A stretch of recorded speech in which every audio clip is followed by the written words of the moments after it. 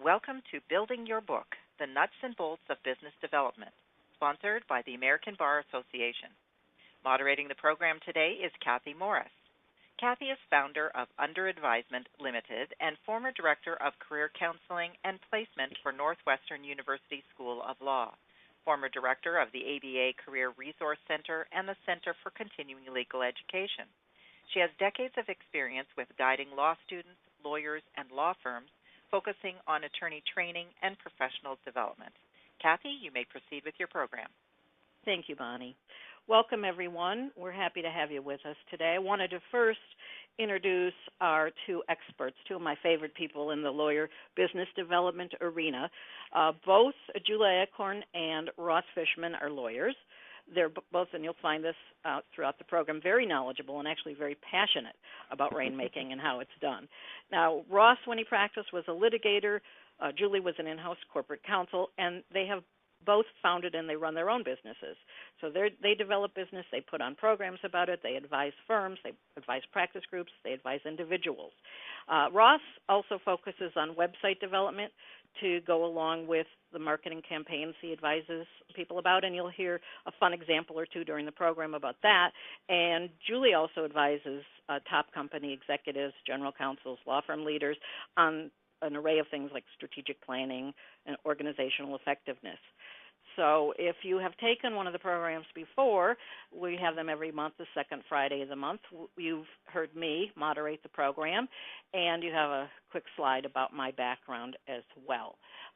If this isn't your first program, let me just say we try to keep it fast and fun.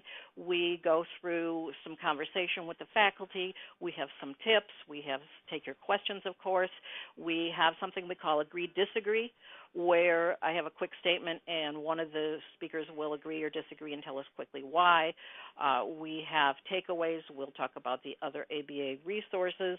We try to cover a lot of ground, as today we focus on business development and marketing. And Julie and Ross have told me about the difference between the two, and sometimes people forget that they really are, there's some separate factors. Who you're with when you're marketing, what you're doing, what otherwise you're doing when you're actually trying to, so to speak, a word we lawyers don't always love, but make a sale. And so there's a lot to cover. Sometimes business development and marketing come together. There are other really important aspects like branding yourself and your practice. We're going to, I think, have a lot of good information today. We're going to cover these top issues. And so let me start by let me ask Ross first. Starting from the top, Ross, what would you say is the number one thing that lawyers need to do to build a book of business? Hi, Kathy. Hi, Ross. I think that the number one mistake that I see lawyers make, those who do not have a significant book of business, the number one mistake that they tend to make is that they don't have a sufficiently defined target audience, that they don't know really who they're marketing to in a very specific sort of way. And so that leads to a lot of random and opportunistic and non-strategic behaviors and activities. They sort of market to whoever they happen to bump into instead of developing a strategy that says, okay, this is exactly who I'm going to be, who I'm going to market to, and where I can find these people, perhaps in a professional or trade association. You know, that's interesting because I think a lot of lawyers feel guilty if they don't market real widely, if they're not throwing out a wide net. You know, they have this thought that, not that they'd call it bumper car marketing, but they think about marketing broadly. So Julie, clarify a little bit there. How does a lawyer get the focus that Ross is starting about, to start building a book? Well, hey, Kathy, and hey, Ross. Here's my perspective on it. I think one of the first and most important things to get sort of the focus that Ross is talking about is to do a really dynamic and in-depth self-assessment.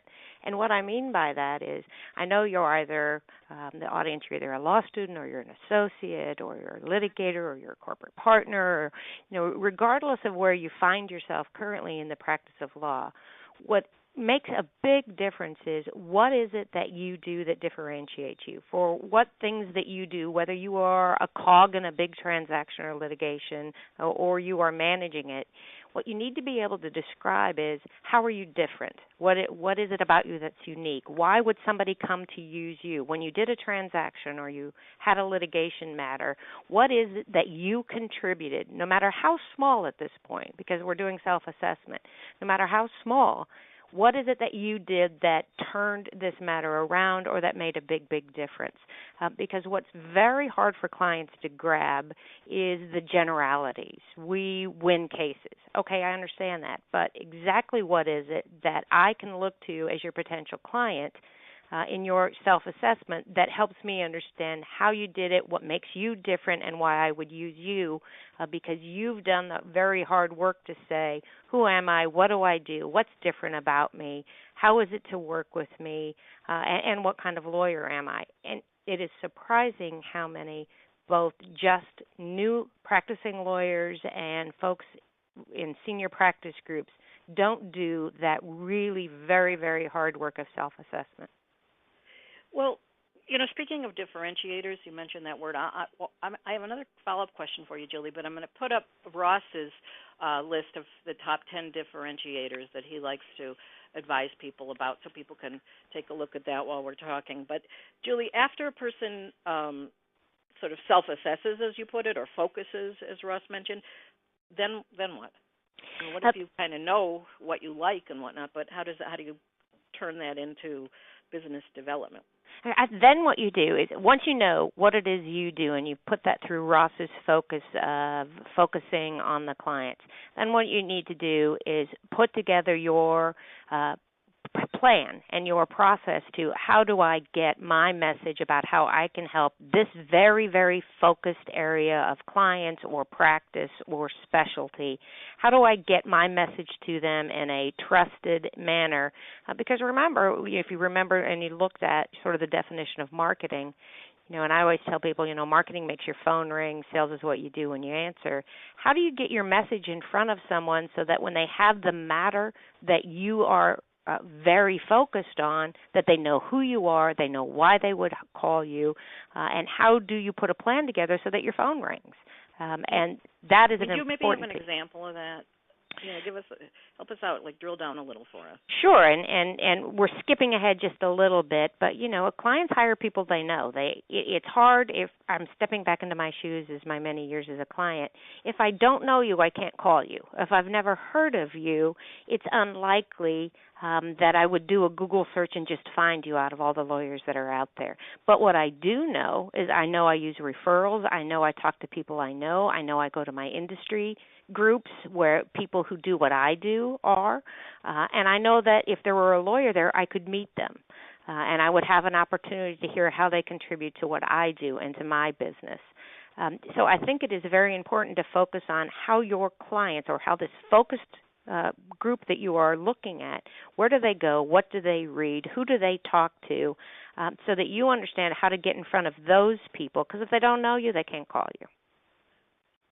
I guess, Ross, in terms of a concrete example, sort of why someone would be the right choice, Julie has sometimes called it the safe choice for someone to hire.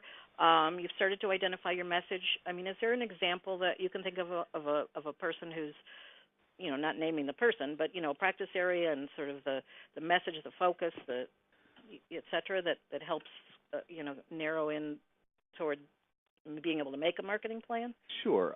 But, the one thing that I'll bet you half the listeners right now are thinking of is I don't have a specialty. I'm a generalist. I do a lot of training on this topic. And the question that we always get right at this point is, but I'm a general litigator. I don't have a specialty. I don't have an industry. I don't have a niche or a focus or a differentiator.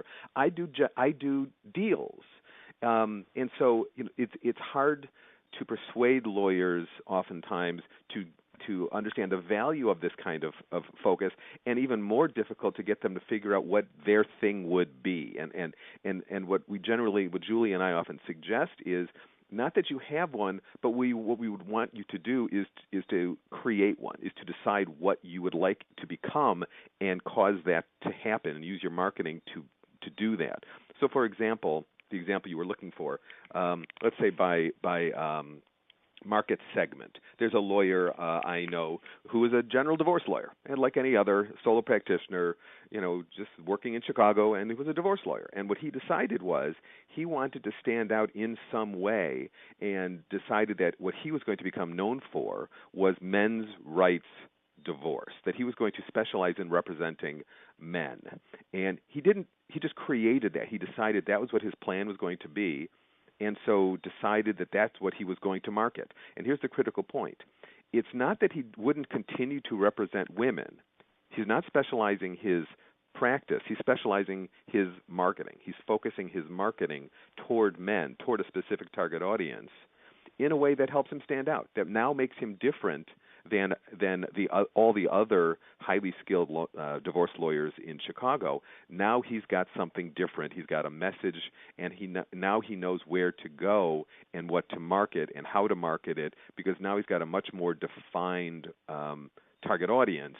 And so now it's much easier to write a marketing plan and effectuate that plan if you've got some specific kind of audience in mind. All right. I mean, so this father's rights lawyer, has a sort of a cool brand. But, I mean, like Julie, what about somebody who does two different practice areas? I mean, not every solo practitioner even can hone in on, say, being, one thing. And so how do they figure out, how to market themselves if they sort of do practice a little more widely? Sure, and it doesn't even need to be just the solo. It's the small firm, and it can go even up to more mid-sized firms. So let's say you are an employment lawyer and you also do some environmental work. The key to that is, as a client, I am not going to seek. It's a rare combination of a client who needs an employment environmental lawyer. So in that case, even though it is more work and it is more time-consuming, you have two areas where you need to create marketing plans, because clients are only focused on the one thing that they need you for. So we're not saying don't do both of those practices, just quite the opposite of that. It is perfectly acceptable to be good at two or three or, even many, many more things as a generalist. Certainly as general counsel, our title describes us. We specialize in being generalists. So it isn't that is unexpected to your clients. What is unexpected is that you would try to combine those two elements into a single marketing plan or marketing focus, because it just wouldn't make sense to the clients trying to hire you. So you need two. Right. Okay. So I think that the range of people in the audience, now get that, have some, thoughts from you on that they might have not otherwise have, defined in that way. But so let's talk about, what really works in marketing yourself, kind of with technology. Is there still room and time for people who want to do the more traditional tactics like public speaking or publishing, or should people just really try to, save time? Who wants to jump in on that, in terms of what tools that work?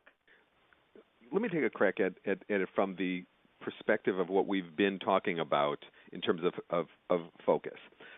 Julie said earlier about becoming known for something, sort of becoming on the automatic short list. What I like to tell people is when someone says, I need a lawyer who does X, who does this thing, what is the automatic short list that you are on? What is your thing? When someone says, I need the top 3 lawyers who do this, what is that that list that you are on? And generally speaking, the list is, well, there isn't one, because they haven't really made that the goal of their marketing. And so what I would suggest is, once you decide what that list is, maybe it's an industry, maybe you want to be the best known lawyer in some very narrow industry. Once you know what that is, then you can work backwards from what would the expert in that area of law look like?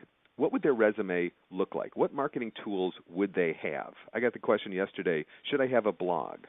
Well, if you needed that to prove your expertise in some narrow area, would the leading lawyer in the pest control area, in the agriculture area, in certain energy segments, in pharmaceuticals, would the leading lawyer in that area have a blog, have a Twitter account? What would their LinkedIn profile say?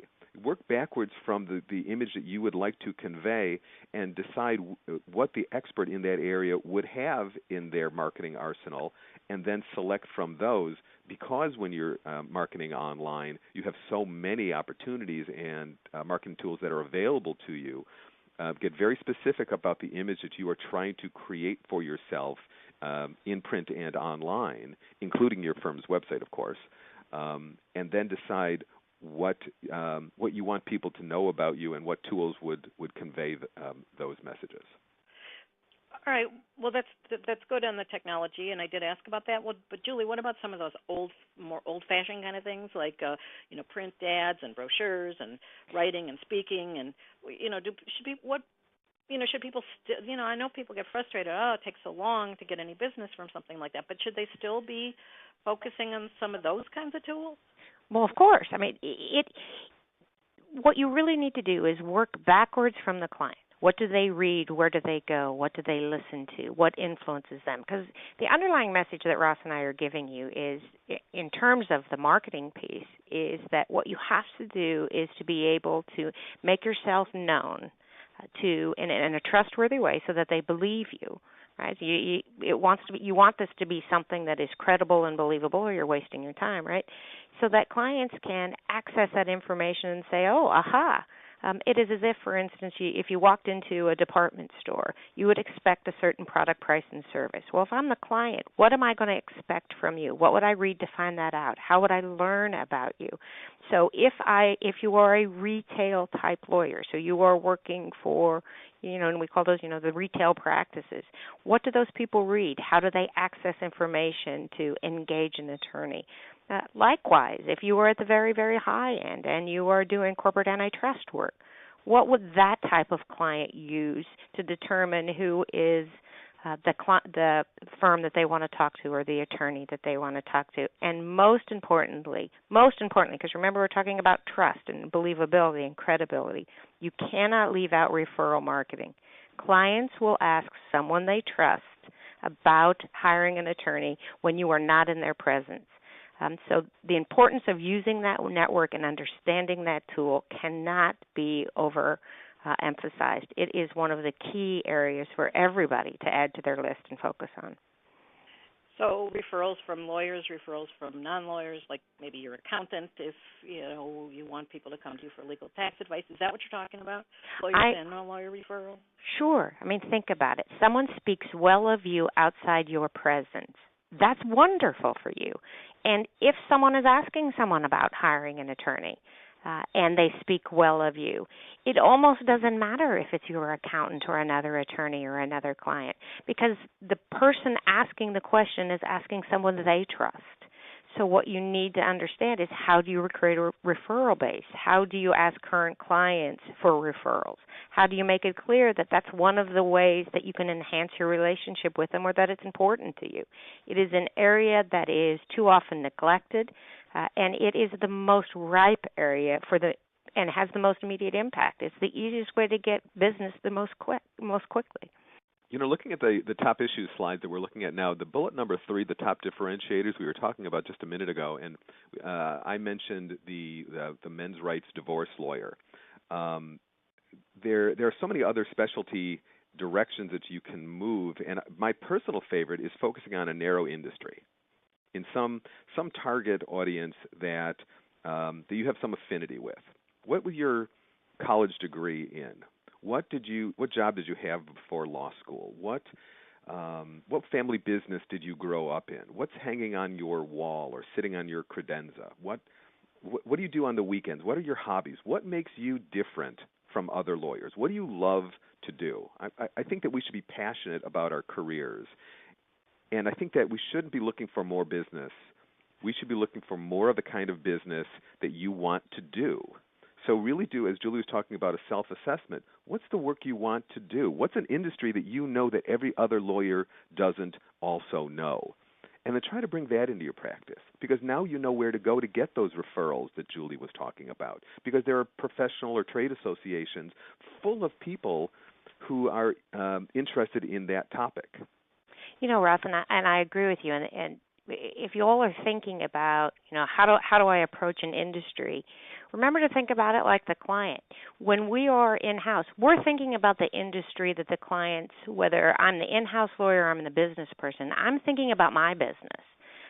So I am in the trucking industry, and I'm interested in what the trucking industry does, and I'm interested in how you take what you do as a lawyer and you apply it to my business, because I don't know your business. I'm a guy who runs a trucking company. So when we hear lawyers say, well, but the energy industry is too big, narrow it down to the scope that makes sense for that client, and then be a good translator of the law. If you're in the trucking business, here are some areas that may affect you, your bottom line, where your business is going, because that's so easy for clients to grab onto. What's difficult for clients to grab onto is the notion of, I'm a general litigator, or I'm a guy who does deals. And if you're the business person, you say, yes, but what I do is trucking. So what Ross and I are saying is, the more you can focus on what the client does for a business and translate your personal area of focus to that client's ideas and business and money-making idea or personal interest, whether it is what they need you for, that's the easiest way for clients to access you and your abilities. It's just very hard for clients to say, I don't know how I would access just litigator, because it isn't as much of their focus, or it isn't really any of their focus. Okay, y'all, I'm glad you kept on. This is Kathy. We had a little technical difficulty on my end, so I'm glad you kind of kept on. But I do need to convert over quickly. I know, Ross, keep that thought. Sure. Because I want to talk about when you do get in person with the client, you're talking about, actually selling to them, actually developing the business once you've marketed. Lawyers feel shy to do that. They sometimes go to, like one of their kids' social events, but they don't know how to start converting over to talk to somebody about business. Can you guys talk about that when you do get in person with someone? Some, thoughts, tips that would help them? I'll let Julie talk to that, because I know that's more in her area of expertise. What I always tell lawyers is, if you feel uncomfortable about doing it, you're probably doing it wrong, because there's nothing at all that's inappropriate about this behavior. That bringing in business is about helping people, and we should feel good about that. And I'll let Julie talk to the specific conversation, but we want to be in a position to help people. And if you think that you have to be talking to people about your wonderful firm and its proud tradition and all your examples and case studies and talk about yourself, and you feel like, I don't want to do that because I have to brag, you're right, don't do it, because that's bragging and no one cares. No one wants to hear about those things. And so if you're uncomfortable, rethink the conversations that you're having, because if you're doing it right, you should be perfectly comfortable having these conversations. Julie? Yes, and I will take it over from there. Here's the biggest mistake. We've talked about the things to do well. Here's the biggest mistake that I see over and over again that attorneys make when they've moved from marketing. Remember, my little metaphor here is marketing makes your phone ring. Once you answer, you're selling. So if you continue the process of marketing, which is continuing the process of building your credibility and introducing yourself and proving yourself, you have forgotten that your phone is already rung. So now the focus almost exclusively must turn to the client. And at that point, the biggest mistake lawyers make is they continue to market. They continue to talk about themselves and their skill and their practice area, and fail to pause and say very simple words.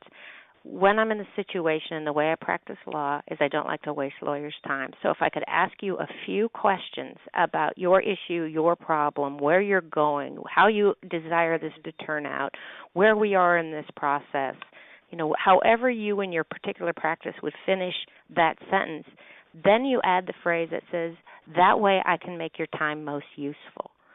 So what you really turn to then is the client describing where they are, what they're doing, why they picked up the phone and called you, because your chances then of being able to assist them with the reasoning behind the telephone call are so much better. Your chance of being able to build rapport with them, which is a huge part of sales, are so much better. And most importantly, the client who didn't know you before and has now met you through this conversation is learning about how you practice law through this conversation. This is how you practice law, and I'm telling that and I'm sensing that as your client through this conversation. You didn't waste my time. You analyzed the problem. You listened to what I had to say, and then you told me a little bit about how you could help me. Wow, that must be a good person to now engage in this process. That, in a nutshell, is more of the sales process. Please do this for me if you don't take away anything else from this call. When you're in sales, stop marketing because that time has passed, and now focus on the client. Okay, and here's a question right before we get to our quick tips. I want to have an audience question, and the question is this: well, what if you're face to face with a target client? It's not like they called you, but you're at an industry trade show, or they said you're sort of at a social event, your kid's soccer game, and are you supposed to engage in conversation right then and there about business, and how do you avoid running afoul of any ethics rules on, so to speak, solicitation, etc.? Well, I think that it's just a matter of polite conversation. I think that it's entirely appropriate to ask them about what they do, where they do it, how they do it, what they're encountering, to be interested in them. Great rainmakers are great listeners. They don't talk their way into the business. They don't persuade you by the force of their compelling arguments to get hired. That's the misperception, because a lot of rainmakers are pretty charming, and you think that you have to be charming too and do all of the talking, where great rainmakers, in my experience, are really great listeners who really care about people, and they care about helping them. And so the conversations that they have are very friendly. They're not interrogations. They're very friendly and casual and interested in the other people, and people love talking about themselves. And so if you get a client or you meet a prospect at your kid's soccer game on the sidelines, it's okay to talk to them about what they do and just learn about them. The legal issues that they may have will turn up in the course of conversation, but they'll be much more impressed with your intelligence by the insightful questions you ask rather than bragging about where you went to law school or what a terrific firm you're at. Right, and you don't have to, maybe shouldn't even ask for work there and then. You can always follow up should. or talk about following up. But if somebody, here's another audience question, then I'm going to quickly go through our tips.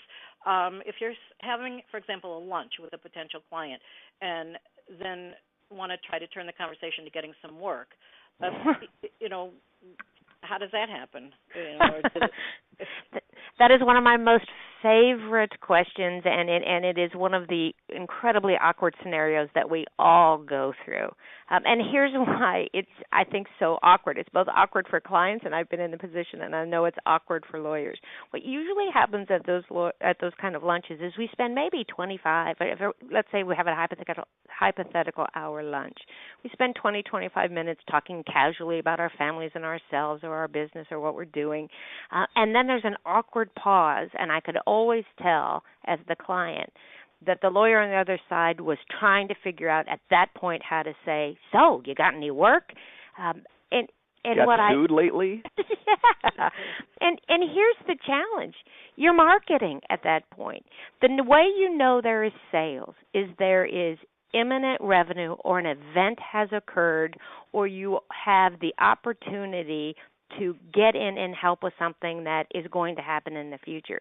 When you're at one of these lunches, you should be getting to know me. What do I do? What is my business going on? Julie, what's happening with you in the next few months? And as that conversation proceeds, there may be things that you can help me with. Tell me that.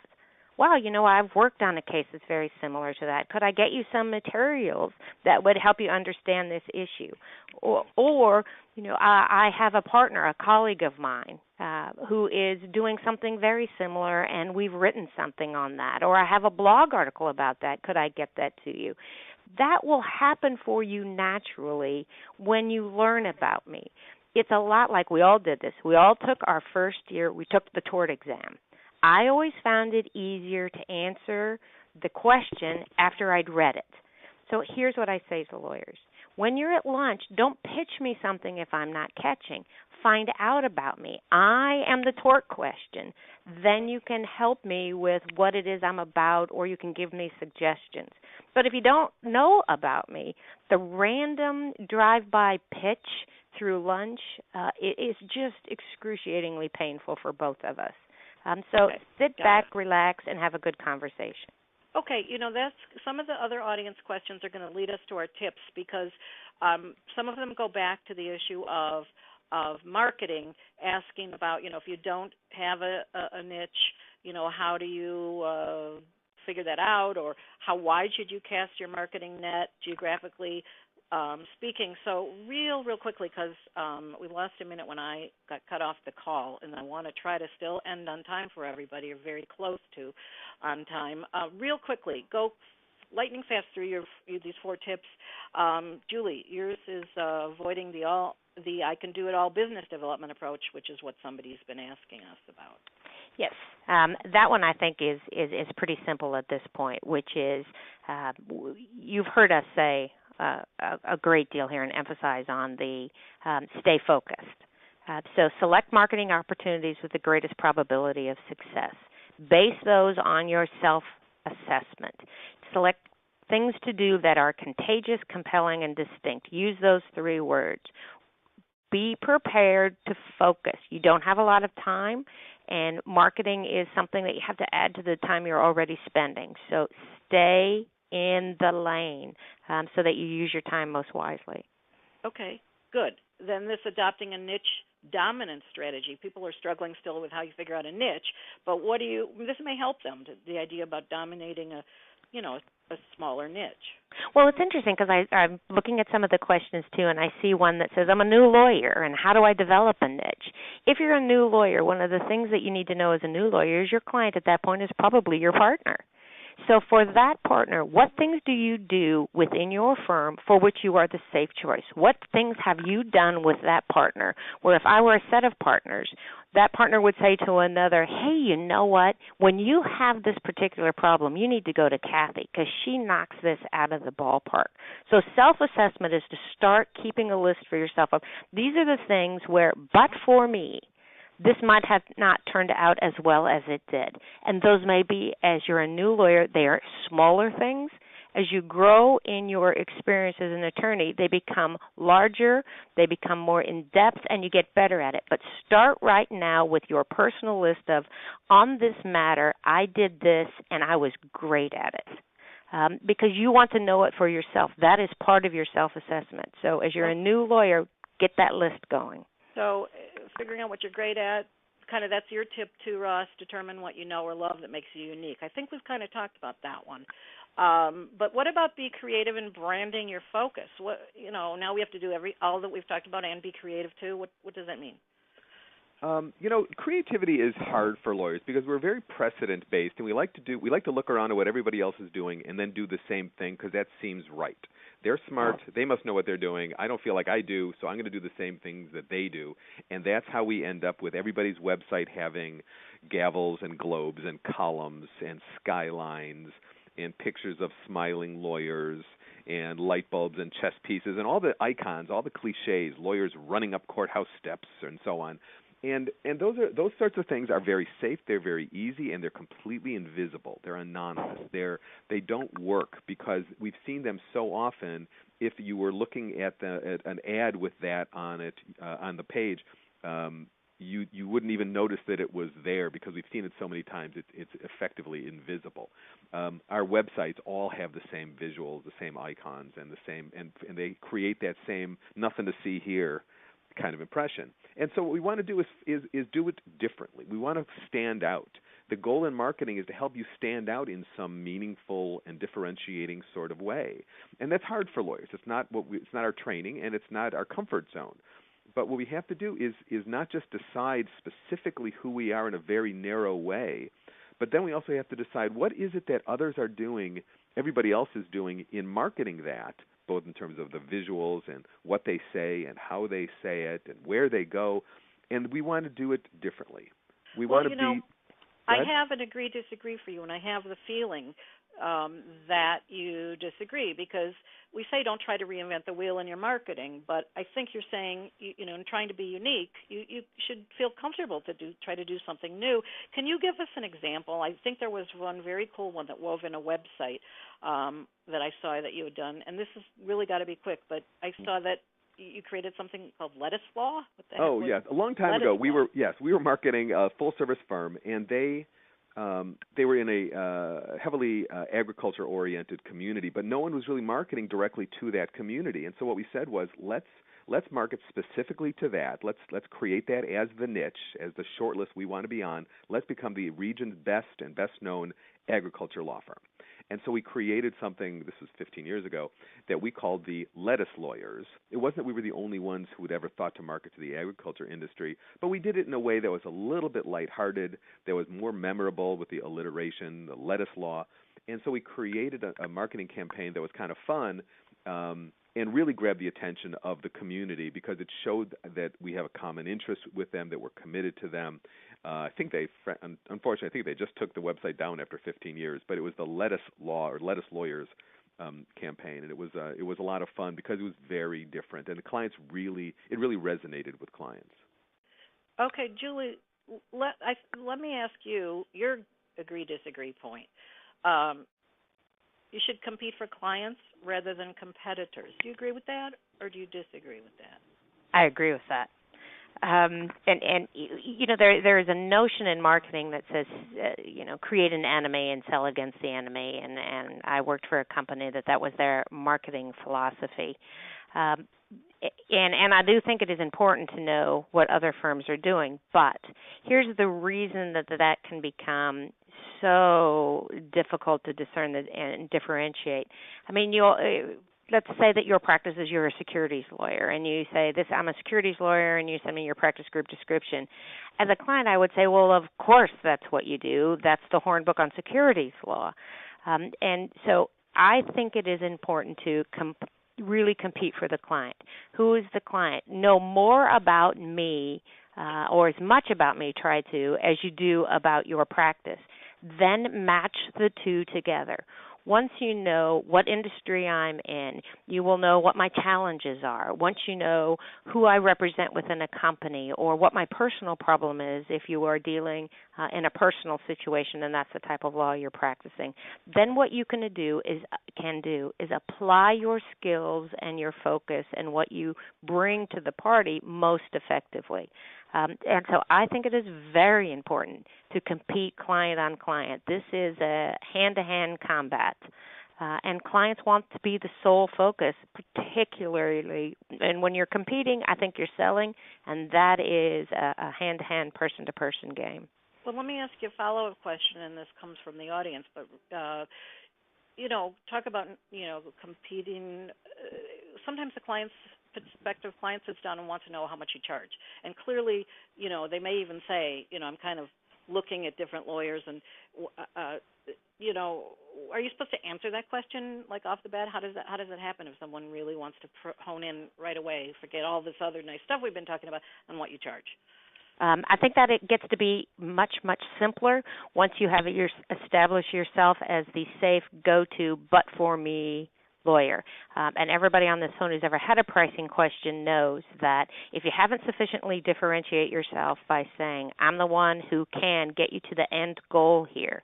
And remember, this is the important part of this. Lawyers are the means. They are not the end. Clients have their own end in mind, and you are going to get me there. Pricing needs to focus on the end, not the means. So the notion that you suggest to a client, here are the things I'm going to do for you, 1, 2, 3, and 4. This is my price for doing it. All I can ask you to do is to fairly look at others that you compare that to and see if you're going to get the same result. Because as I hope I have shared with you, you need to do 1, 2, 3, and 4 to get to the end that you are hoping for and that I know that we can get to or at least strive for most effectively. If you have not focused on that, price is hard to discuss. All right. I want to, thank our listeners. We've tried to fold in a lot of these questions. And clearly we're saying, going back to Ross's list of differentiators, use your personality. If you think something's tacky, don't do it. We're asking you to be unique, but we're not asking you to go outside, what you would be comfortable, and that's what Julie's just talking about, being good at discussing and offering. So, weigh and sift the information. Do follow up. If you get business cards at events, you can email these days, you can call, you can try to set up a quick, get-together. But the thing is, with little time, you have to be very efficient and very effective. So our first takeaway, Julie, assess. I don't know we need to or have a lot of time to even say much about these. They're fairly self-explanatory. Assess your marketing activities for probability of success. Right. And go through the things that don't get you in front of the kind of folks who would hire you. If they don't get you in front of them and they're not going to hire you, move on to the next line item. That will be done most effectively after you've put together your assessment and you've focused on who your clients are and where you need to be. And how do you even know when you're talking about trying to get in front of people? Like somebody asked the question, well, how do you pitch corporate business? How do you even find out who's the decision maker? Oh, it's yeah.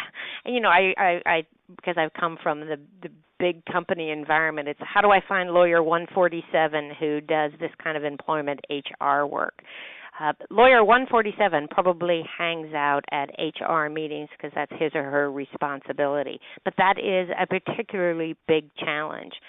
So you'll have to go where like-minded lawyers are or like-minded clients. And even in the big corporate arena, lawyers charged with certain responsibilities in order to do those things well hang out together. And you need to be the person who's there with them. Okay. And reflecting on the question, this is what we want people to do as a takeaway. Why you? Say just a couple of quick words. Whose tip was that? Julie, was that yours too? Well, Ross, why you, Ross? I think that getting back to why you is relates to who are you and what do you want to be, and what makes you different. When I was a litigator, I was a general commercial litigator, and there was absolutely nothing about me that I thought was unique. What I should have been thinking was, hey, my family business growing up was industrial tire manufacturing. I know that better than any lawyer in the country because I grew up in that environment. I worked in the factories over the summers. I know this. There's a community of people, an entire industry, who would benefit from that knowledge.